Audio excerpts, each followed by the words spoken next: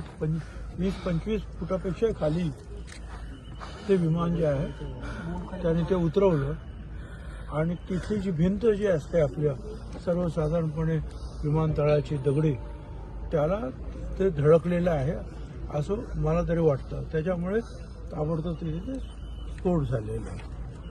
आणि ते सगळं बघितल्यानंतर त्या विमानाचे जेवढे तुकडे झालेले आहेत माणसांचे काय झालं असेल कल्पनासुद्धा करता येत नाही. आणि मला तरी स्वतः असं वाटतं, पण लोक सगळे सांगतात, कारण इथे अगोदर लोक आलेले होते ना काही स्वागतासाठी, ते म्हणतात की अगोदर बघून गेला ते एक चक्कर मारतात एअर स्ट्रीपवर काय आहे का वगैरे काय बघतात, पण त्याच्यानंतर तो तिकडे गेला. आश्चर्य आहे की असं कसं काय गेला, मला असं मोठं आश्चर्य वाटतं.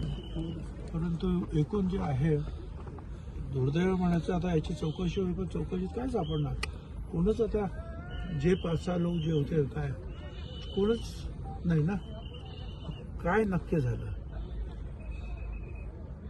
विमानात घोटाळा असावा म्हणावा, विमान चांगलं फिरत होतं, चक्कर पण त्याने मारले. कंपनीबद्दल काय संशय वाटतोय का, घातपाताचा संशय वाटतोय का? असं आहे की मी या बाबतीमध्ये काही बोलणं हे चुकीचं आहे.